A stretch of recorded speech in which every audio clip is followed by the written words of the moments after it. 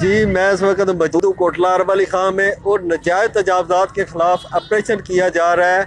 जो नाजायज़ तजावज़ात के नाम पे दुकानदारों की दुकानों के आगे से सामान उठा रहे हैं। तो मेरा कैमरामैन आपको दिखाए कि मेरे पीछे आप देख सकते हैं और दूसरे ट्रैक पे भी गाड़ियाँ पार्क हुई हैं।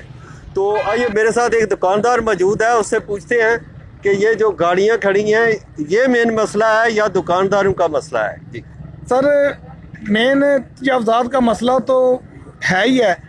उसकी बेसिक जो वजह है ना वो पार्किंग है। कोटला में पार्किंग भी मौजूद है, लेकिन जो हमारे दोस्त भाई होते हैं वो पार्किंग ठीक तरह से नहीं करते।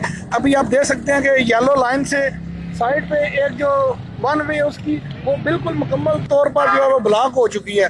सामान की तजावज़ात का हमें कोई मसला प्रॉब्लम नहीं है। उसकी वजह ये कि वो हमने अपनी दुकानों पे ऊपर लगाया हुआ है, ठीक है। तो बाकी आपके सामने ये सारी सूरत वो नाजायज़ तंग कर रहे हैं दुकानों को। जी, दुकानदारों का कहना है कि हमने अपनी दुकानों के आगे फुटपाथ के पीछे दुकानों के आगे सामान रखा हुआ है, उससे कोई रुकावट नहीं है। रोड पर गाड़ियां पार्क हुई हैं, असल मेन मसला वो है, उनको कोई पूछने वाला नहीं है।